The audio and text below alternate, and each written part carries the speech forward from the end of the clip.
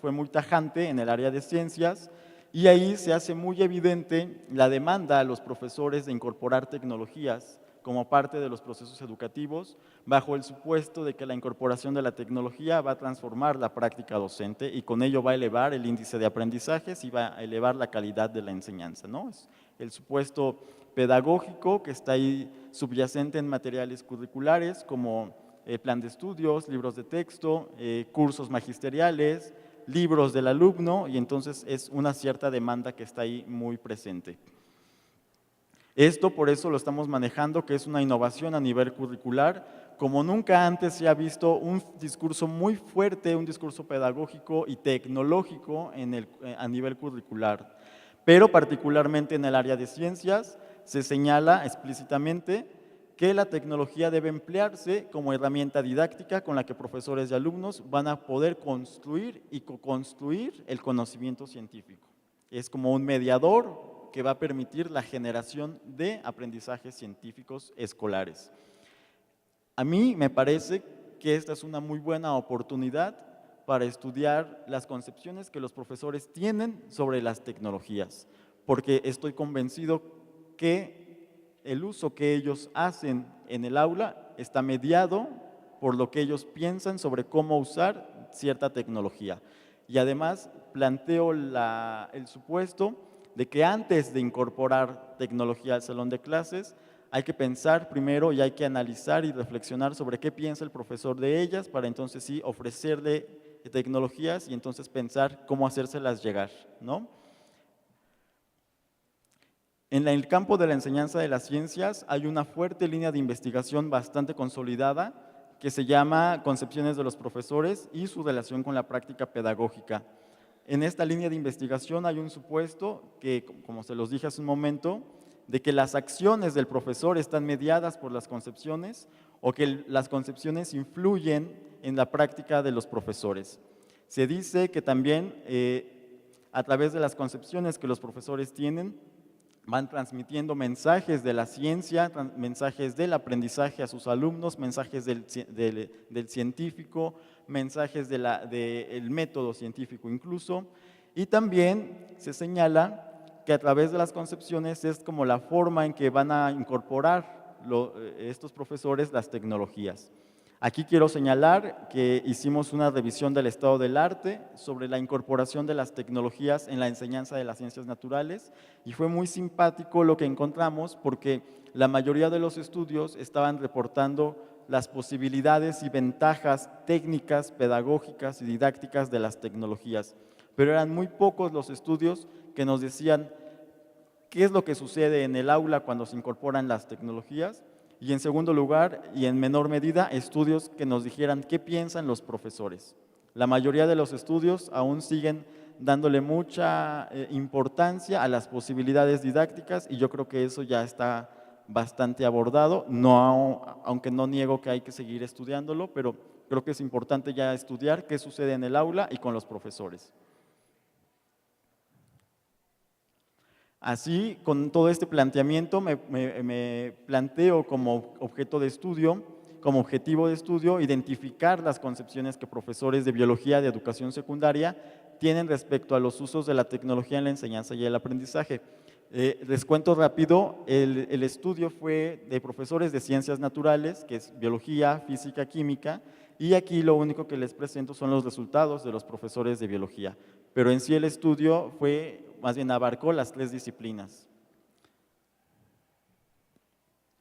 Los referentes teóricos sobre los que me muevo es que, pues bueno, la tecnología está mediando en el salón de clases esta interactividad que existe entre profesor, que despliega a través de su actividad instruccional, entre el objeto de enseñanza, que es el contenido que el profesor enseña, y entre las actividades que el alumno despliega en el aula con esta tecnología. Estoy convencido que la tecnología, al final de cuentas, va a mediar entre estos 3 sujetos o elementos que están ahí en el aula para entonces sí generar y construir el conocimiento científico. Un poco para identificar los usos de las tecnologías en el aula, César Coll ofrece una clasificación sobre los posibles usos que pueden adquirir las tecnologías. Presenta en un estudio bastante detallado y muy bien, teóricamente muy bien argumentado, nos presenta, entre otros, 7 usos de las tecnologías. Nos señala que las tecnologías pueden funcionar como repositorios de contenidos de aprendizaje, como instrumentos cognitivos, como auxiliares, como instrumentos de evaluación y así. Para esta parte del estudio solo consideré 7 categorías de César Coll. Estas fueron las categorías que exploré con las concepciones de los profesores. Para tener aún más detalle de por dónde está el pensamiento de los profesores y no solamente decir a qué categoría corresponde, tomé también la propuesta de Antonio Bautista, que él señala 3 enfoques teóricos sobre los usos de las tecnologías. Nos señala un enfoque técnico, un enfoque práctico y un enfoque crítico. La propuesta de Antonio Bautista también está bastante teórica, argumentada, porque lo relaciona con a cada enfoque lo relaciona con una perspectiva de aprendizaje y con una perspectiva curricular. Entonces ahí fue muy evidente la relación tanto con el planteamiento pedagógico que está en el plan de estudios, como lo que nos interesaba, qué es lo que ocurre en el aula, ¿no? Y entonces también utilizamos los enfoques teóricos que nos presenta Bautista para conceptualizar el uso de la tecnología. Este estudio que presento es un estudio cualitativo. Participaron 39 profesores de biología. Ahorita les presento un poco la descripción de esta población. Y pues bueno, para dar cuenta de cuáles son las concepciones de los profesores, se aplicó un cuestionario de 7 preguntas, que cada una de las preguntas corresponde justamente a las 7 categorías que les platicaba, que son las 7 de César Coll. Este cuestionario está diseñado desde una perspectiva situada, es decir, le decíamos al profesor qué es lo que iba a hacer en el salón de clases o cómo pensaba hacer o a usar la tecnología en el salón de clases, y se le ofrecían 3 respuestas. Cada una de las respuestas correspondía con los 3 enfoques teóricos de Antonio Bautista que les platicaba. Y ahí después se le planteaba una cuarta posibilidad de respuesta por si él no estaba de acuerdo con esas 3 que yo le estaba ofreciendo, pero que me justificara, cualquiera que haya sido su respuesta, que me escribiera por qué había sido esa selección. Fue así que yo me quedé más con la respuesta que con la selección que él me había dado, porque también creo que a través del discurso, a través de lo que él me escribió, me estaba reflejando más su pensamiento. Entonces se exploró más lo que él nos estaba escribiendo, sus respuestas escritas.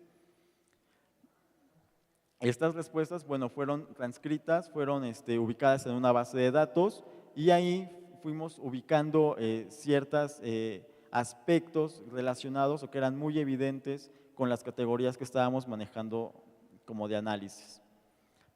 Utilizamos una codificación doble ciega, es decir, un codificador fue ubicando los enfoques teóricos que les platicaba en las respuestas de los profesores.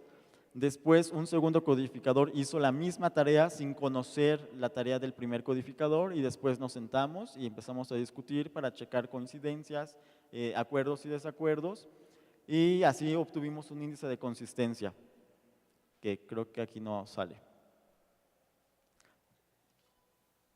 Pero bueno, el índice fue de aproximadamente, el índice fue de 0.88. Entonces eso quiere decir que hubo más acuerdos que desacuerdos, lo cual nos habla de que tanto el sistema categorial como los enfoques teóricos estaban fuertemente representados en las respuestas de los profesores.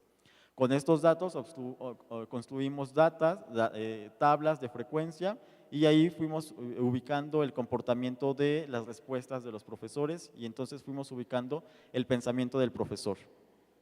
Los resultados que les presento, bueno, podemos ver en la primera gráfica de su parte izquierda, la mayoría de los profesores que participaron son mujeres, frente a una minoría de hombres. Vemos la formación, los años de experiencia docente.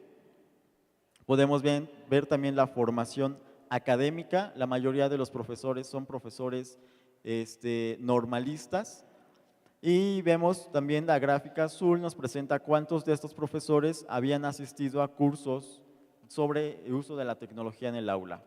Y vemos que el azul oscuro nos señala que son muchos los profesores que no han asistido a cursos. No sé si quieran, no sé qué pasa ahí, desconozco por qué no han asistido. Y aquí están los resultados de por dónde están ubicadas las concepciones de los profesores. Vemos la columna de las 7 categorías y vemos los enfoques teóricos, dónde están ubicados cada enfoque. Llama la atención, por ejemplo, si nos vamos al total de respuestas, que es la última fila, vemos que en el enfoque práctico están ubicadas la mayoría de las respuestas. Ahí se ubicaron 112 respuestas, lo cual nos habla que, bueno, ya hay como un pequeño avance, ¿no?, en el pensamiento del profesor respecto al uso de la enseñanza. Digamos que estamos como a medio camino. Pero si nos vamos a categoría por categoría, vemos un comportamiento muy simpático. Por ejemplo, en la categoría 1, que nos habla de repositorios de aprendizaje, la mayoría de las respuestas están ubicadas en un enfoque técnico.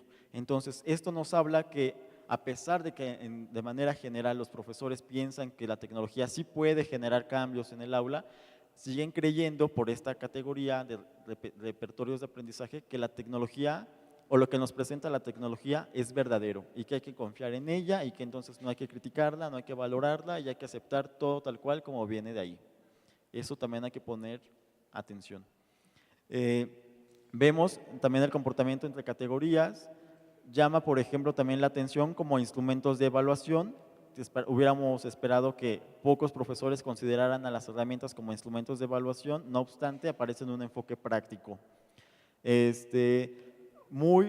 También muy simpático el asunto cuando nos vamos a la categoría, por ejemplo, de colaboración. Son muchos los profesores que creen o que piensan que las tecnologías realmente promueven espacios de colaboración entre alumnos, incluso entre ellos, ¿no? Y aquí están parte de los resultados. Y bueno, el enfoque en general cobra sentido cuando vemos los resultados y de las 7 categorías vemos que 3 están ubicadas en el enfoque crítico y 3 están ubicadas en el enfoque práctico, ¿no? Entonces, esto también nos está hablando de que, les vuelvo a repetir, hay un avance en el pensamiento del profesor, ¿no? No sé si se deba a los cursos, porque pues también vemos que no han tomado muchos cursos, ¿no? Entonces, ahí también es para poner atención en los resultados. Aquí sí hay que tomar con cautela los resultados porque al final de cuentas, pues lo que yo presento, lo que yo identifico, pues al final de cuentas son rango de indicadores sobre los usos de la tecnología, ¿no? O sea, cómo pretenden o cómo piensan ellos que la pueden usar, pero no nos está diciendo el uso real que está pasando en el aula, ¿no? Digamos, no nos dice, no es como lo confiable, no hay que tomar esto como que el profesor entonces va a ser muy crítico en el aula, ¿verdad? Con la tecnología, o sea, es como una visión. En este sentido, pues las concepciones de los profesores son muy complejas, porque responden a un momento determinado, responden a un contexto, responden incluso a la actitud del profesor, dan respuesta incluso a la confianza que hay con el investigador, que en este caso fui yo quien aplicó los cuestionarios, y entonces también hay que tomarlas con cautela. Sucedía de repente que los profesores, puede suceder incluso que los profesores, ayer tuvieron una plática con alguien experto en tecnología y hoy le di el cuestionario y me lo contestó porque se acordó todo lo de ayer, ¿no? Entonces también hay que tomar ese asunto. O hubo profesores, por ejemplo, que se llevaron el cuestionario a casa y entonces ahí yo no sé si recurrieron a su plan de estudios, a su libro de texto y a partir de ahí se dedicaron a copiar como nuestros alumnos. Eso no lo sé. Solo por eso hay que tomarlos con cautela. Pero, sin embargo, creo que los resultados aportan información importante sobre elementos que hay que considerar para innovar la práctica pedagógica, ¿no? En la cual, por supuesto, se materializa lo que se expresa en el plan de estudios, porque si el plan de estudios nos dice utilicemos la tecnología para construir conocimiento y el profesor está en un enfoque a la mitad, pues entonces todavía hace mucho falta por andar. Ya no quiero quitar más tiempo, solo quiero compartir un poco de la experiencia. Aquí, a partir de este estudio que les platicaba, he hecho varios niveles de análisis, varios resultados que hemos obtenido con los datos que obtuvimos. Por ejemplo, hicimos el estudio de 3 profesores de biología, igual con las concepciones de tecnología. Aquí en estos 3 estudios de caso metimos también las concepciones de aprendizaje, porque en el cuestionario también se les preguntaba qué pensaban sobre el aprendizaje y encontramos una correlación también. Elaboramos también un reporte de investigación sobre las concepciones de los profesores en general, ahí sí de las 3 disciplinas, de física, química y biología, y vemos una fuerte coincidencia cuando vemos de manera general a los profesores en una sola disciplina, con ciencias naturales, y cuando los vamos ubicando por disciplina individual vemos una cierta coincidencia entre disciplina y de manera general. Hemos hecho también otro estudio sobre usos y desusos de las tecnologías. Aquí sí les preguntamos cómo iba a usar la tecnología y posteriormente nos fuimos a observarlo al salón de clases y ahí encontramos ciertas correspondencias y a veces no se relacionaba lo que nos dijo antes y con lo que hizo. Pero aquí encontramos cosas muy simpáticas también porque había factores que estaban mediando. En este estudio lo que tratamos de hacer no fue evaluar al profesor, no decir, ah, sí hace esto, no lo hace, mira, sí me cumplió, sino comprender por qué no lo estaba haciendo. Aquí pudimos identificar que a veces se sienten los profesores temerosos ante la tecnología, temerosos incluso ante que un alumno sepa más que él en la tecnología, ¿no? Y lo cual también nos hace poner a pensar y reflexionar. Ahorita en este mismo evento también vamos a presentar mi compañera y yo un estudio que es parte de él sobre la interacción que se promueve en el salón de clases cuando hay una mediación tecnológica para generar una actividad científica, ¿no? Entonces es muy interesante ahí porque, por ejemplo, es el caso de un profesor de biología que está utilizando la tecnología para elaborar una actividad que está mediada por tecnología y vemos las interacciones. Los invito, va a ser en un momento también que se presenta en este evento. Y por último hemos hecho también un análisis de la tecnología en el salón de clases de biología. Esto todo es de biología. Aquí lo que tratamos de hacer fue identificar las concepciones de los profesores con su práctica, pero aquí establecimos 4 categorías. Categorías que tienen que ver con el asunto epistemológico, el asunto de aprendizaje y el asunto de tecnología. Porque al final de cuentas estamos trabajando con profesores de ciencias y estos 3 elementos están muy mediados en la clase de ciencias, sobre todo el ámbito epistemológico. Esto es como parte de mi experiencia que les comparto el día de hoy. Y pues bueno, nos preguntaremos casi todos los que estamos aquí si es una utopía innovar y transformar la educación con la incorporación de las tecnologías, ¿no? Parece que es una pregunta que está en el aire y que es algo que también nos trae incluso a este tipo de eventos. Y pues bueno, para eso hay un autor que a mí me gusta mucho y que es Eduardo Galeano y que nos dice, la utopía está en el horizonte. Caminas 2 pasos, ella se aleja y el horizonte corre 10 pasos más. Bueno, y entonces, ¿para qué sirve la utopía? Pues nos sirve para caminar. Muchas gracias.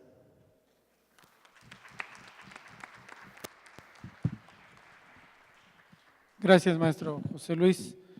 Aquí tengo algunas preguntas que le hacen.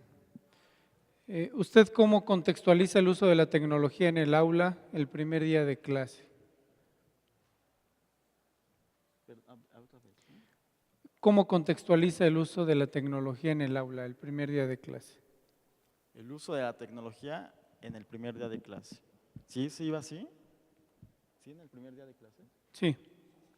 Bueno, el primer día de clase sirve para familiarizarse con los alumnos, no sirve para familiarizarse con las tecnologías ni para familiarizarse con lo que hay en el salón de clases. Esa es mi perspectiva, ¿no? Para empezar, el profesor desde antes de entrar al salón de clases tiene 3 días para preparar las clases, para conocer los materiales y para ver qué es lo que va a trabajar en todo el año. Pero puedo responder a la primera parte de que cómo contextualizo las tecnologías. Yo estoy convencido que las tecnologías, la incorporación al aula no transforma nada. Todo está dado por los usos que de ellas se generan. Podemos tener una tecnología maravillosa, pero que si el profesor no la sabe usar o no la sabe aprovechar pedagógicamente y didácticamente, esa tecnología, por más potencial que sea, se pierde. La presencia física de las tecnologías no nos garantiza absolutamente nada de que está pasando algo en el salón de clases, más que indicadores de que estamos invirtiéndole en la educación, ¿verdad? Pero no elevando la calidad de la misma, que son asuntos diferentes. Contextualizo también la tecnología como una herramienta que nos permite y que nos ayuda a generar conocimientos, a construirlos, a obtener información, a criticar, a valorar incluso lo que estamos haciendo y también a producir, porque a partir de ella, bueno, sin las tecnologías no hubiéramos hecho también PowerPoints y este tipo de asuntos, ¿no? Bien, otra pregunta más es, de los 3 enfoques teóricos de Antonio Bautista que usted mencionó, ¿cuál es su favorito y por qué? No tengo ningún favorito. Yo creo que cada enfoque tiene su uso al final de cuentas en la práctica. De repente hay momentos en los que hay que ser bastante técnicos, ¿no? De repente hay momentos en los que hay que ser bastante críticos con lo que se nos está presentando y eso obedece incluso a las condiciones contextuales que están ahí mediando en el salón de clases. El salón de clases es un sistema social muy dinámico, muy cambiante, que hoy podemos hacer algo, mañana podemos hacer otro, y aunque hoy haya sido yo muy crítico con mi tecnología y con mis alumnos, el día de mañana me presenta una situación en la que tengo que ser bastante técnico. Esto tiene que ver incluso también con los resultados. No hay profesores que se asuman como tal, en un solo enfoque. Eso nos habla de que incluso podemos tener diferentes concepciones respecto a un mismo fenómeno, lo cual lo dice también la psicología, ¿no? Nadie tiene una concepción pura. Y decir que cuál es mi favorito, pues soy pedagogo y pedagógicamente yo diría, bueno, pues sería el enfoque crítico. Pero los 3 enfoques para mí están en el mismo nivel, pero creo que también con el discurso pedagógico tenemos que ir avanzando hacia una transformación, ¿no? Hacia una renovación de estos usos y pues tenemos que ir caminando hacia el enfoque pues crítico, ¿no? Tenemos que perfilarnos hacia allá. Bien, ¿qué instrumento de evaluación considera usted que es el más efectivo? De una vez le digo la siguiente. ¿Cuáles fueron los aspectos más relevantes en el rango de categorías? También le agradecen su experiencia, bueno, le agradecen haber compartido su experiencia. Sobre los instrumentos de evaluación, son bastantes los que podemos tomar para clases de ciencias.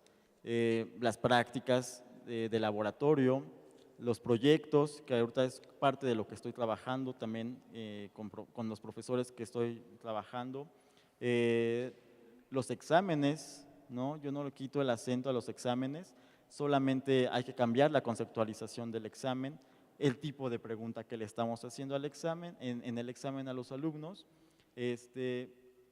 decir que una herramienta es favorita o es con la que más me apego, es como caer en un reduccionismo y dejar de reconocer las otras actividades que potencialmente nos pueden dar muchos elementos para dar cuenta del aprendizaje de nuestros alumnos, ¿no?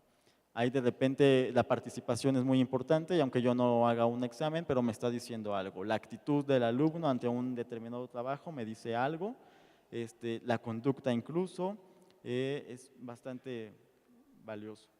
Y sobre la otra, que era, perdón.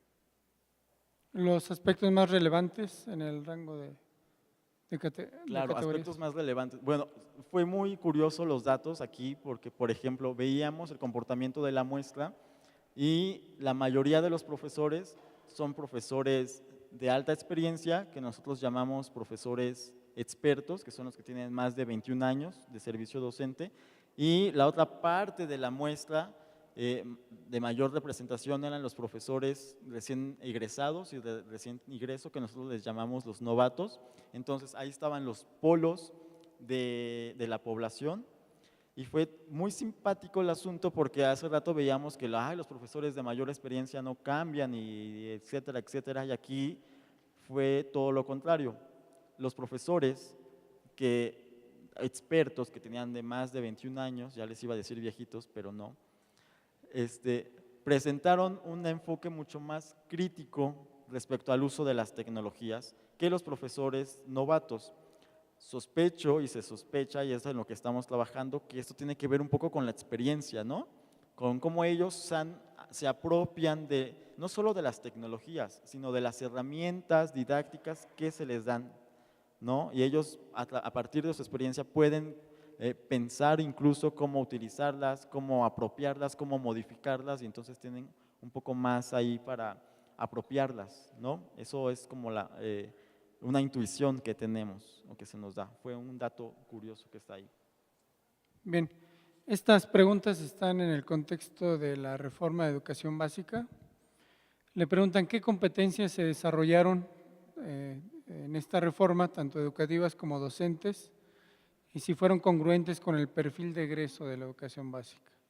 Bueno, esa pregunta creo que ya escapa del tema que se trabaja aquí, pero hay competencias de todos los niveles, competencias didácticas para los profesores, competencias didácticas, competencias de gestión, competencias tecnológicas o digitales, como les llaman, competencias curriculares, es decir, qué tanto sabe o conoce del plan de estudios, competencias también de legislación, qué tanto sabe sobre sus asuntos legales como persona que presta servicios profesionales al Estado.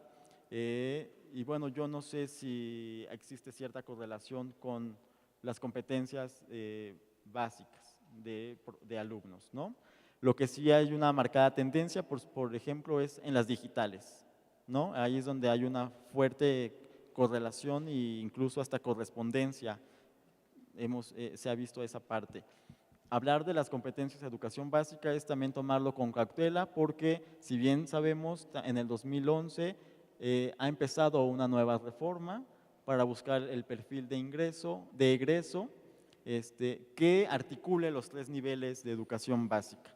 Entonces, decir que las competencias, porque aparte este estudio fue en el 2006, entonces eso se ha movido un poco a estas fechas. Y bueno, también eso de las competencias, pensarlo porque es un proyecto que viene de fuera, que corresponde a un modelo económico, político, y yo diría que aún estamos lejos de alcanzar competencias. Incluso la conceptualización que se tiene aquí de competencias es muy diversa, ¿no? Muy poco congruente en algunos asuntos.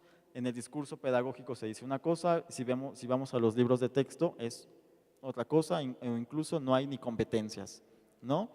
Hay que tomar también con cautela el tema de competencias porque es un tema que pareciera que está de moda, y entonces como está de moda hay que apropiárnoslo y hay que hacer lo suyo porque entonces nos quedamos fuera y jalamos una propuesta que a veces no se adecua a nuestras condiciones contextuales, políticas, económicas, y entonces hay que pensarlo un poco, ¿no? Socioculturales incluso.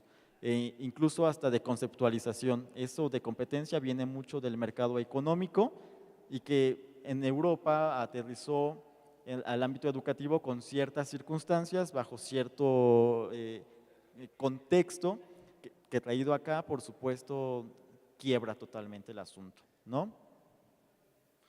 Bien, maestro. La última pregunta, antes de pasar a nuestro siguiente panelista.